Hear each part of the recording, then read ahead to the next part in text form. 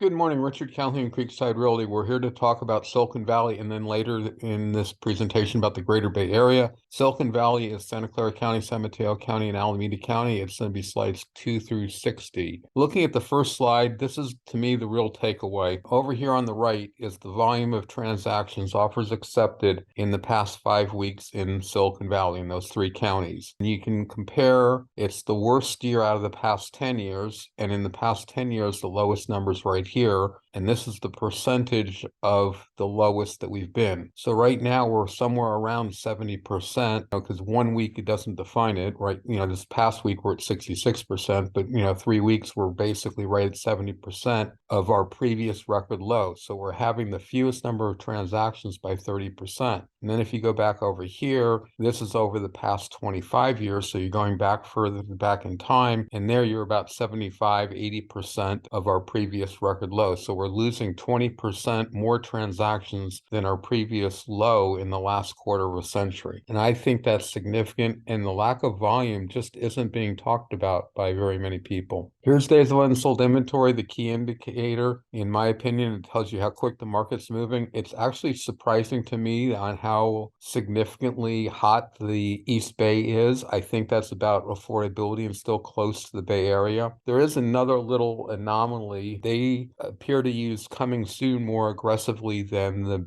rest of the Bay Area, and 20% of their active inventory is coming soon. And I ignore coming soon because it's not out to the consumers, and it hasn't been a significant portion in other communities. At 20% of the marketplace, I have to rethink that, and in Pleasanton, it's 44% of the marketplace. I'm having an internal debate with myself, and if anyone wants to weigh in on whether I should or shouldn't count coming soons, I'd appreciate that after the meeting or even during the meeting. Here's your color coding. The red color indicates a hot marketplace, and these numbers in the East Bay at 21 days and 34 days is red hot. And even if you added 20% or even 40% to Pleasanton, you add 40% to that, and that's only another 10 days. You're still at 35 days of unsold inventory. It's still a pretty aggressive marketplace. I don't remember the Livermore area itself, but I think it's more along the lines of 15%. If you had 15%, that's only 3 days if I'm doing my math right. So you're at 24 days of unsold inventory. It's in a pretty aggressive marketplace, turning over quite a bit. You can see most of the Bay Area on the west side of the Bay is in a neutral marketplace. You can see we're basically somewhere around 50 days of unsold inventory. Days of unsold inventory is dropping pretty rapidly at this time of the year because there's very little inventory, and the buyers tend to come out of the sidelines before the sellers do, eating up what inventory there is and making this number drop. That's just the normal cycle, and we'll see that later on. This is the magnitude of overbidding. So this now is delayed by the close of escrow, and I'm contemplating, and probably will do it, it may take me a little bit of time, is start plotting also the list price to original list price graph, because that would show some indication of which way the market's going without the lag time of the closing of escrow. We look at that in graph form later, but not in map form as of now. But the blue area, you can see we're in a pretty cool marketplace. You can see almost every area is below 100%. The only area that's above is Foster City, a very small community. Basically, the whole Bay Area is the average overbidding for the seller. When you put all the sellers together and take their average, is less than their asking price. This is the frequency of overbidding. You can see on the San Mateo County coast, they had exactly 0 overbids. You can see the numbers are pretty low. The highest number I'm seeing is somewhere in the 40s, and I think that 43% down here for Foster City. Again, very small marketplace. So the only markets that are of decent size are Cupertino, Sunnyvale at 42, and East San Jose, Central San Jose, South San Jose at 41. So less than half of your sellers across the board are getting their asking price, and the darker blues are people that are getting less than a third of the sellers getting over their asking price. So there's a fair number right around 20%, 25%. This now is price. East Bay, I still have a little bit of a problem because one, you can see there's a green color and there shouldn't be any green color. I'm having problems converting from my old condo pricing to the single family. So the green shouldn't be there. And I also have some cities on there twice. So the numbers are correct. So you can see the median price in Pleasanton is about 1.5 million, which is about the median price for all of Santa Clara County, just coincidentally, and up and down. But some of the areas are listed twice and they have different colors. So I still have work on the East Bay say the Santa Clara County, San Mateo County is fine. I am not aware of any problems on that.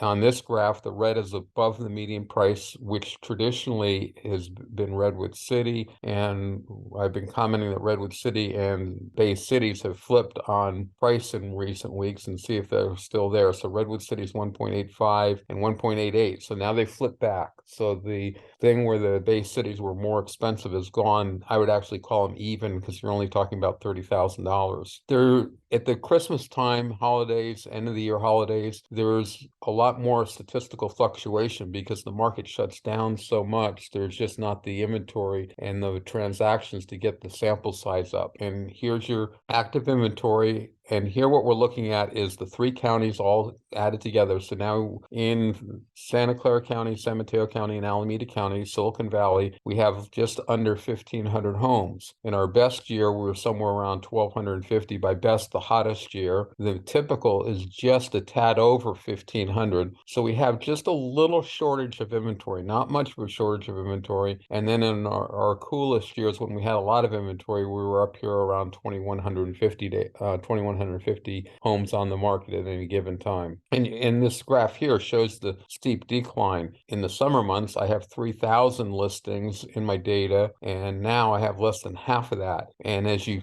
cut down your sample size, your statistical fluctuations increase. Now what we're looking at is the offers. So this is the flip side of supply. This is the demand side. And you can see how it comes down dramatically at the end of the year, and now it's increasing. And so there's people that are already talking about, hey, the market's recovered, we're on fire, we're going great. Yeah, the market has improved for the last 2 weeks through here. But look at what it normally does, and the blue line is somewhere right about there. That's the least number of offers you'd expect to have accepted. So we're below. We talked about that earlier. I forgot what the numbers were. We're like 25% less transactions than the worst year out of the last 25 years. I'm sorry, but that is significant in my book. This is the number of closed transactions, very similar to the number of offers accepted, but it lags behind. So here you're still on the downslope because you have to wait for escrows to close in order to get a closed transaction. Here's days on sold inventory. To me, this is the key. You can see the big run up at the end of the year every single year. So now we've finished the high run up. Now we're on the way down. So here's the data. But again, the blue line is the slowest year you'd expect out of the last 10. The gray line is where you'd expect DUI to be, and the red line is the best you expect. So we're up here somewhere around 47.5 days of unsold inventory when you'd expect somewhere around 35 days of unsold inventory. So you have an extra 12 days, and an extra 12 days on 35 is an extra 33% slower than you would typically expect to be for this time of the year. Yes, the market's improving. Yes, there is more activity, but it's not improving any more than it normally does, and we're still way below the level that it should be at. Here's days on market. This is something that a lot of consumers understand. This is the median, so half the sellers are taking somewhere just shy of 25, call it 24 days to sell their property. I don't like this because it's very insensitive. You can also see here it does a step function because when you're looking at median, it's got to be a data point. It's not like an average of 2 data points. So I like this graph, even though it's very similar. This is where you're looking at the slowest 25th percentile of the sellers. 75% of the sellers are selling quicker than whatever this number is, somewhere around 53 days, and 25% of the sellers are taking longer than that. The reason I like this number is it's a quadrant, which is statistically significant, and it changes. It shows you how dramatic the market shift.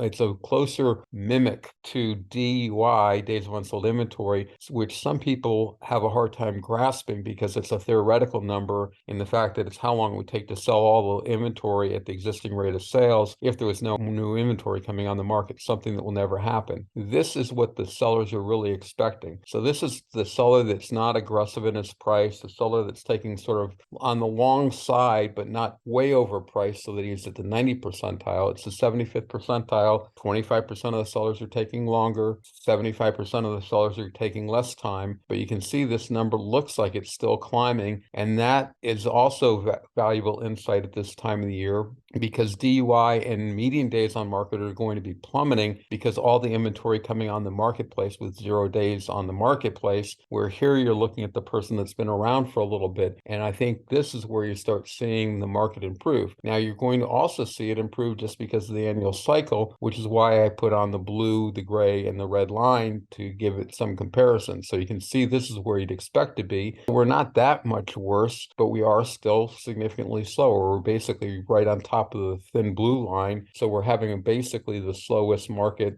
Sellers are taking the longest that they have in the last 10 years to sell their property. Now we're looking at the ask price reduction. This is what I was talking about potentially plotting on the graph. And in this case, and I normally don't go out to the 10 percentile, but I'm going all the way down to the 10 percentile that's taking the biggest price reductions. And the reason I did that is the median or the average is going to be right at 100% all the time. So this is when 10% of the sellers start taking a price reduction, it starts showing up on here. And now you can see the sellers that are taking the biggest price reduction is at 92%. It was all the way down to 89% here. But again, where you'd expect it to be is up here around 94%. Again, the sellers are having to be a little bit more aggressive than they typically would when you'd expect to. And even at a hot marketplace, on the sellers that are most likely to take a discount, they were taking no discount in our hottest marketplace, which is why the thin red line is right at 100%. This is where you'd expect the market to be, which you can see is quite a bit higher, somewhere around 98.75%, just shy of 90, call it 98.5 for round numbers. And now here you're down at 92. That's pretty dramatic in my opinion also. Here's the average reduction, same concept, but you can see that in a good years, the red line here, a lot of times you're above 100%, and the largest discount is down here, so we're below the largest discount. This is the overbid magnitude. This is how much people are paying over asking price. Here, the average is almost always above 100%. You can see the blue line, the thin blue line, has never been below 100% in the last 10 years. In the last 10 years, on average, the seller's always been getting more than their asking price, no matter what time of the year is. Yes, there are sellers that are taking a reduction, but there's also sellers that are getting overbid. So when you put them all in a blender and average those, you end up over 100%. We're now with the purple data line, we're below 100%, and we've never been that way. It's not dramatic, but what is fairly dramatic is the decrease here from something like 118% and 118.5% down to something like 99.5%. So you've had something like a 19% drop in the overbidding. In order not to have a 19% drop in price, you would have had to have sellers raising their price, and that clearly hasn't been happening. So that just by this slide alone, if prices were the price by the sellers the same as they were in the spring of last year, we would have had a 19% loss in equity. Frequency of overbidding, this is how common is overbidding. And again, you can see we're at record lows. We're still having almost a little bit above 30% of the sellers getting more than their asking price. You'd expect it to be closer to like 38%. And when I said that, that's actually the lowest you'd expect it to be. You'd expect it to be up here north of 50%. At this time of the year, typically something like 55% of the sellers are getting more than their asking price. And again, if you look at the gray line, that is the last 10 years saying that the sellers, the typical median seller has 55% of the sellers were getting more than their asking price. Now we're down at 32%, maybe 31%. So that's, again, pretty significant. This is the magnitude of overbidding. So this is how much are people overbidding. And you were up here around 117%. And now we're down here around 98.25 maybe. And the blue line is the least overbidding you'd expect. So you can see the blue line, because it's being pulled down by this year, because it's a 10-year moving average, it's below 100%. If you go back just 1 year, you can see it dip down ever so slightly right at the end of the year. Now we're looking at sale price. It's just showing you that the trend is typically in the upwards directions, which is a good thing. Here I've added in, and it's not a calculated slope of appreciation, but it's just a eyeballed slope of appreciation. And you can see in 2021 and 2022, our actual prices were above the slope by quite a bit. Right now, we're below the slope by quite a bit, but you can also notice that the price is starting to level off. And, it's curving. It's still in the downward trajectory, but the slope here is a whole lot shallower than it has been any time since, call it May 1st. And the real question that we don't know the answer to, is it going to do a little turn like this and then continue to go back down? Or is it going to turn and start falling along the line of the blue slope? You'd expect your data to be on the blue line, but you're going to have some years where it's above and you're going to have some years where it's below. This is the furthest below we've been in the last 10 years. Now what we're going to do is look at the distribution between list price, sale price ratio of every transaction. The current data is down here on the solid purple line. The dashed blue line is the worst week we ever had, November 30th of 2001, shortly after the World Trade Center, as a result of the World Trade Center. And also we were slowing down before the World Trade Center. And then you have dashed red line, which is the best week we ever had, which for Silicon Valley was March 29th, 2022. So not even a year ago yet. And for the East Bay, it was later, and it was about middle of April. That was one of the reasons why I use as an example on why you should not be looking at Bay Area data, because the Bay Area data does not all function together. So this is a year ago. I'm using my typical real estate weeks, which start on March 1st and go back 35 days, then go March 8th, go back 35 days. So every week I go back 35 days. The other things you'll notice is you'll notice a few slides later on where I have February 7th, and you'll go, Richard, how do you have data from February 7th? It's data through midnight last night, so that's normally labeled February 4th, but I don't want to take the time that it takes to label the 4th and then next week have it the 7th. Just time consuming. So anytime you see a future date, it's Friday night, midnight, gathered today in the morning on the 4th. That's why a year ago is January 31st instead of a year ago being February 4th. And then we, at the very end, we bring in a positive week, which is only a partial week, which is where I'm bringing in Tuesday through Friday of this past week to bring it up to current data. Anyway, we'll step through. You can see the dashed line, a huge improvement, another improvement. Now we're already turned around and started coming down. So we have the blue down arrow, down again, down again. And you can see where we're going to end up. So you know you got a few more down arrows to come. But what is interesting right here, we've plateaued at that level here for several weeks and several months. That was 4 months ago. Now we're only 12 weeks ago, 11 weeks. So you can see how close the data is. And that's why I do it broad when I first put it on there. So you can see new data is being added in, the dashed line right on top of one another. You might say that's a little bit on the low side. Now we've definitely stepped down a little bit. So starting 6 weeks ago, we started stepping down again. 4 weeks ago. 3 weeks ago was plateaued, but then 2 weeks ago, we went back down again.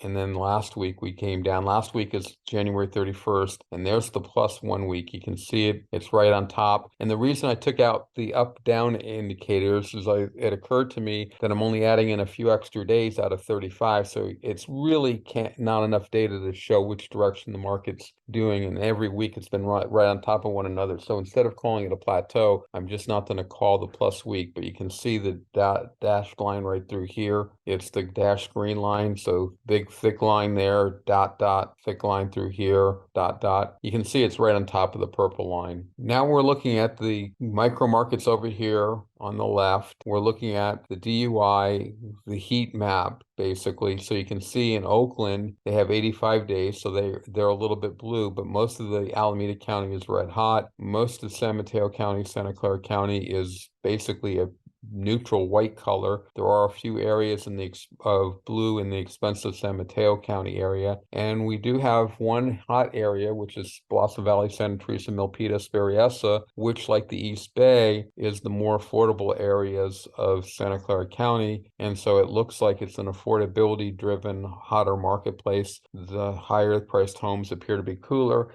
That is not what we normally have, even though a lot of people think that's what we should have typically. They think more expensive homes should take longer to sell. Then you're looking at the magnitude of overbidding. You need to dive into this to the point where I'm not still questioning it. in Oakland, where you have 85 days of unsold inventory, you have 103% in magnitude of overbidding and 53% of the sellers getting more than their asking price. I just doesn't make sense. I had a problem I was chasing down with DUI. I was successful in that. I will try to focus on that, but I also have the price issues over here too. So I'm not 100% confident in the data. I'm pretty confident in my numbers, and that's what I'm looking at is the numbers, because the color code is wrong. 103 should be pink, just like the 105 is. In fact, this has slid down one too far. The dark blue should be at 96. This pale red should be at 103, and I don't have the color coding for Berkeley and the city of Alameda. Once you get down to Alameda County in magnitude of overbidding and potentially, that actually looks okay. It looks like and now even for frequency, I have one extra line here, which I don't understand. And if this is accurate with a frequency of overbidding of only 8.3%, and I don't think it is, that would be a bright red. So I still have a problem in Alameda County. My San Mateo County, and that starts right here with Castro Valley, Dublin, Livermore. So from here down, I trust the numbers, not the colors. From there up, I trust both the numbers and the colors. So that's a work in progress still. Here's the DUI going back over time. You can see how Alameda County is bright red compared to everybody else. You can see how the expensive areas are blue in color. You can see how we've improved.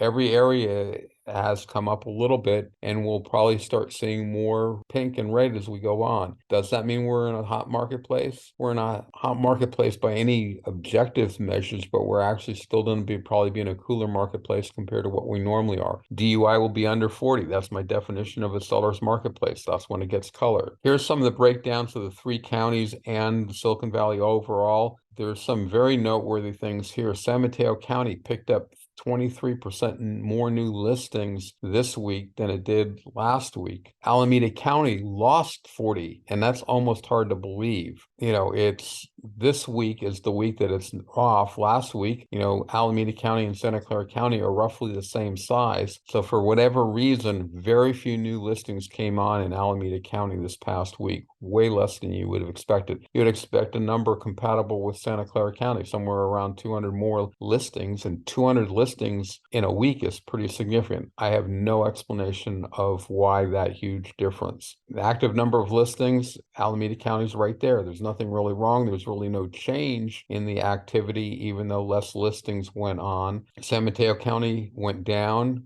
The other counties were basically flat. You could say Santa Clara County went up. So inventory is increasing a little bit. Offers accepted up across the board from 15% in Santa Clara County to 32% in San Mateo County. Alameda County is up 25%. DUI, this to me is the leading indicator, 45 and 46 and 51, all pretty aggressive. 40 is where I throw it into a seller's marketplace. 40 and 50 is just slightly above that, so you're in a balanced marketplace, but you're starting to favor the seller. And here's your close data. You come down, and I've pointed this out several weeks in a row now, but I'll do it again. The 3 counties have improved 17% appreciation since 2020. Santa Clara's improved the most at 7, almost 8% appreciation. Everybody else is worth less now than they were in 2020. So how can you get 117%? Well, the median here is only 1,100,000. And so you can have houses selling below the median in every county except for Alameda that would be pulling down the median price in those counties and pulling up the Bay Area, the Silicon Valley area median. So that's, again, a great example of why I think Bay Area data is bad. I even have reservations about doing Silicon Valley data, but I had a fair number of requests to have one set of numbers that could people get a sense of what's going on. But can you really, when you look here and inventory is down 44%, or the number of new listings that a buyer has to pick from is down 44%, and it's up 23%? That's a huge discrepancy in my book, and an appreciation difference from down 6% to up 8%, and then yet your overall data shows up 17%. So this data is really misleading because it's showing appreciation of 17%, and that didn't happen anywhere in the Bay Area. This is a lot of numbers here. You saw part of it before, but basically it's showing we're having the least number of transactions. The previous least was back here in 2008, and it's just so you can look real quickly over the whole year. What is really noteworthy, in my opinion, we went from being a pretty good year. You can see a lot of 3s and 4s, and up here they were 1s and 2s actually, and we went from being basically one of the best years in recent time to basically one of the worst. And yes, you're not showing the worst here because we're not to 2023 yet, but you can see basically starting here April 25th on, you were the 9th or 10th worst week. And I mean, the 9th was only for the first 5 weeks or so. And then after that, you were the worst week out of the last 10 years. Oh, you got 1.9 right here. The fact that inventory is way down, then volume of offers accepted in this case is way down. Here's comparing very close to apples and apples. So I don't have December's on here anymore, but we're looking at data for January on February the 4th. Normally we wait till February the 5th. It's actually going to be very little change because over the weekend, although there's a lot of activity showing properties, there's very little activity of reporting activity as far as new listings going on the MLS, offers being accepted and reported, the MLS closings happening can't. Some get reported on the weekend, but they theoretically can't be happening. But anyway, this gives you some idea. So now you have 533 inventory on there. So you can see we had more inventory than we've had the same inventory as we've had for the last couple of years, but less inventory than we did back coming out of the 2010 recession. But again, if we come down here to day sales, 12 sales per day, I mean, I don't think you're going to find that number anywhere near there. I'm seeing a 16, I'm seeing a 17. So 15.2 is the lowest, 20% below your previous low. So you've gone from 15.2 homes per day being sold down to 12.2. I'm sorry, to me, that's significant. Here's your magnitude overbidding, dramatically different than last year. Last year, we were at 113%. This year, you're 98%. Last year, 82% of the sellers were getting more than their asking price. This year, only 29%. So again, fairly dramatically different. This is active listings. This is showing the 3 counties compared to each other now. So you can see Santa Clara County and Alameda County are roughly the same in size. San Mateo County is smaller. You can see inventory was going down and then we've increased a little bit. This is the number of offers accepted. We've turned the corner and gone up. You can see the V every year in the past. This is days of unsold inventory. You can see the 3 counties are fairly close together. Alameda County is doing the best down here around 42 days of unsold inventory. This is San Mateo County, somewhere around 58 days of unsold inventory. And I'm not seeing Santa Clara County, but it's all